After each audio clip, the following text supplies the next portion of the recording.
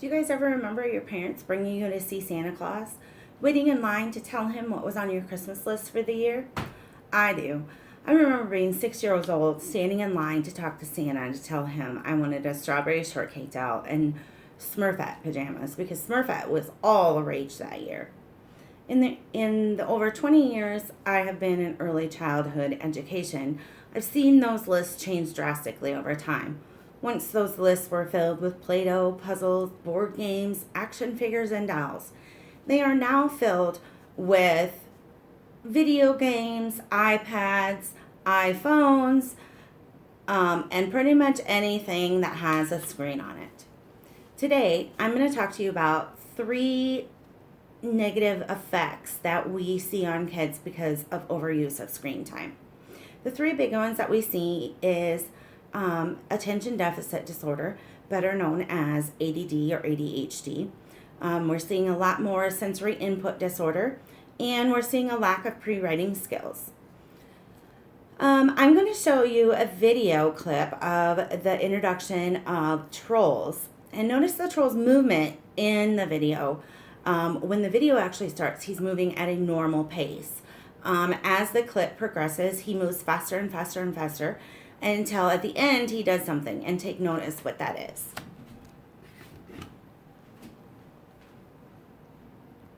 Once upon a time, in a happy forest, in the happiest tree, lived the happiest creatures the world has ever known.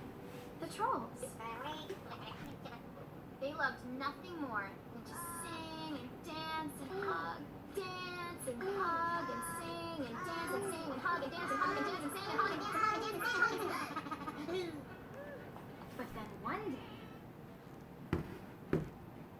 Have you guys ever seen that movie? It starts out at a normal speed and a normal pace for the troll to move. He increasingly moves faster and faster until he falls because he gets so overwhelmed by how fast he has to move, he cannot keep up anymore. The speed on what we see images on a screen are intentionally sped up, and they're sped up to keep our attention longer and wanting us to watch more and more screen time. The way that our brain receives these images and the senses is called our sensory input. If our senses are getting too much information and our brain cannot process that information quickly enough, we go into what is called a sensory overload. So think about the trolls clip that we just watched. Think about this little troll and how he got overloaded with what he was supposed to do, and he quit. He fell down. He couldn't do it anymore. It's kind of the same thing that our brain does. We get so much stimuli coming in, our brain is unable to process it, and our brain just says, that's it, we're done. We can't do this anymore. Sensory overload causes things like hyperactivity in kids, causes behavior issues, and it causes what we call sensory meltdowns. Sensory meltdowns are not a typical meltdown. They're not a meltdown because the child wants a toy. They're a meltdown because their brain is going so quickly that their body just can't keep up. So we have to teach them how to now get their brains back to the level of what their body can keep up with. Children from age 0 to 3, their brain actually has the most development it will in their entire life. And this is a critical time for brain development and for our brain to learn how to regulate outside stimuli.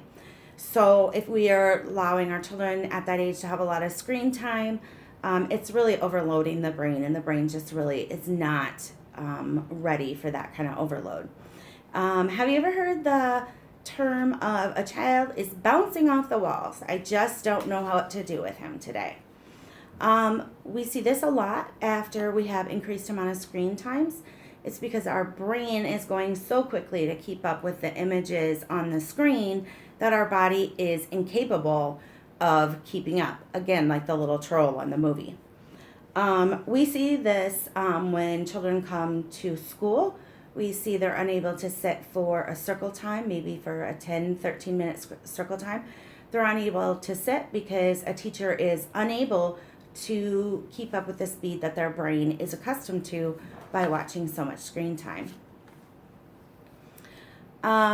In the 20 years I've been in early childhood education, it's been rare for me to have a child diagnosed with ADHD or hyperactivity. Right now, I currently have 3 out of 14 of my kids are on an ADHD medication.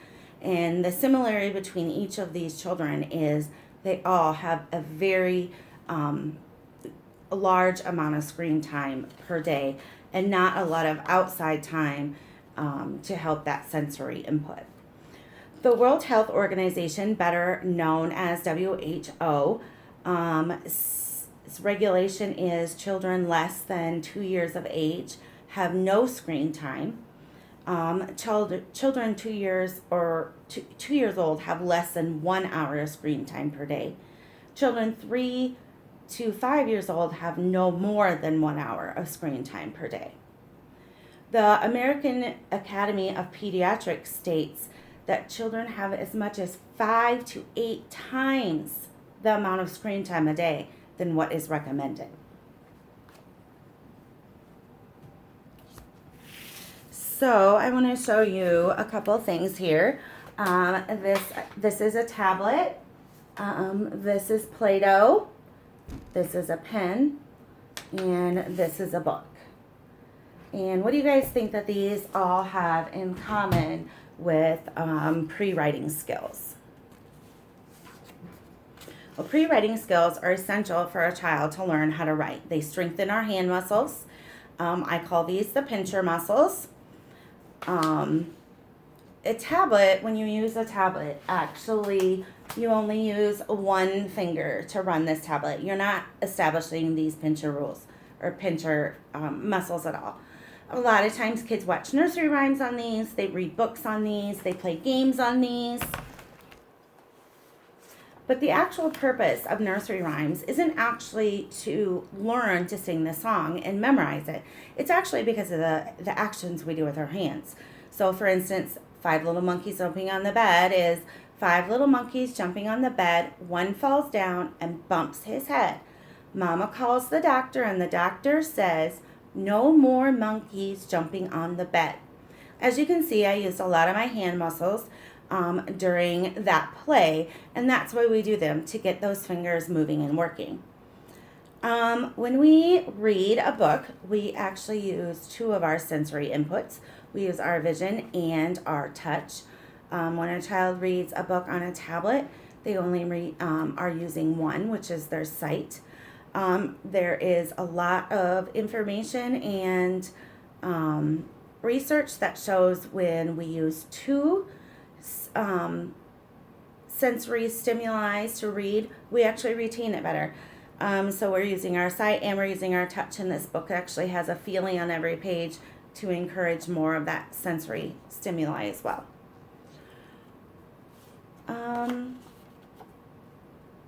One of the best things I think I've ever heard from the parents in my program is we don't let the kids do Play-Doh at home because it's too messy.